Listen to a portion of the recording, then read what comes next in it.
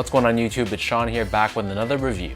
So in today's video, I'll be talking about the Nike Air Max 90 SP in the reverse duck camo colorway. This pair dropped on Air Max Day, March 26th for a retail price of $140 US or $185 here in Canada.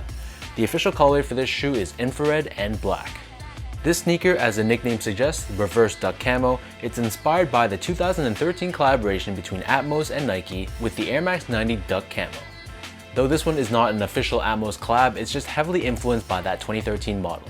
So this release was somewhat limited, but it wasn't the most impossible sneaker to cop. I managed to grab my pair through the Canadian Nike sneakers website, but a lot of my personal friends managed to grab a pair as well. Diving straight into the shoe, this is your classic Air Max 90 construction. As we take a look at the toe box, here we have this mesh material done in this very bold, very bright infrared color. Wrapping around the toe box and along the mudguard of the shoe, here we have an olive colored suede, which has this duck camo print found throughout. The plastic eye stays where the laces go through are both done in black. And then as we take a look at the mid panel of both sides of the sneaker, here we have this black snakeskin swoosh, which gives off a nice contrast compared to the duck camo pattern.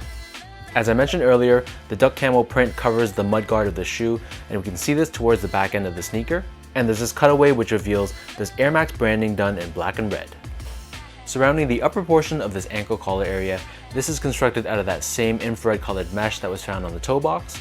And then moving on to the back of the shoe, here we have this black rubber overlay which has Nike Air branding done in red.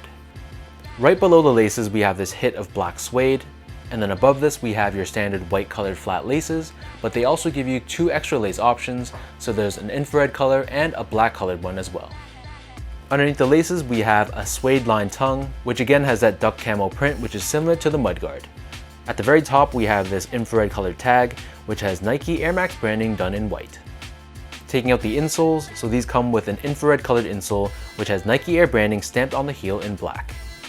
The upper of these Air Max 90s sits atop this midsole which is primarily painted in white, but there's this black wedge underneath the heel. Underneath the heel there's this cutaway which reveals the Nike Air Max unit that's found encapsulated within the midsole. And in this case the Air unit is also colored in that same infrared hue. Turning the shoe over to the bottom, so here we have your classic Air Max 90 outsole. This is for the most part colored in red or infrared with hits of black on the sides and this Nike branding on the forefoot. In terms of sizing, I recommend sticking true to size. My feet measures as a true size 10, slightly on the wider side.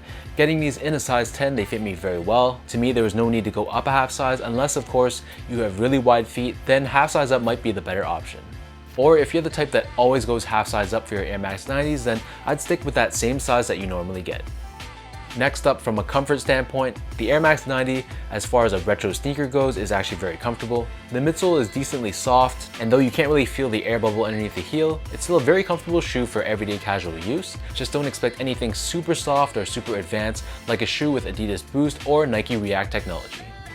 Finally, in terms of the quality and the build of this shoe, I'd say that it was alright. Nothing about the materials really blew me away, but it wasn't poor either. And I had some small blemishes on the mudguard, but nothing too crazy and nothing really too big of a deal to complain about.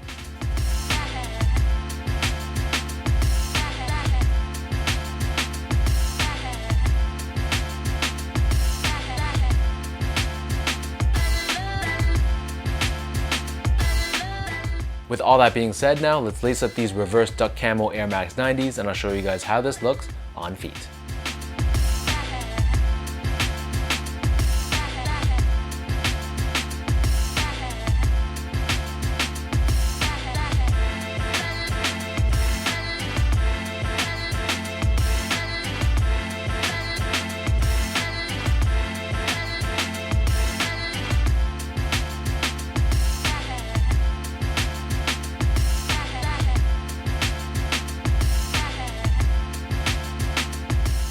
For me and a lot of people out there who don't own the 2013 Atmos duck camos, this is a very worthy alternative.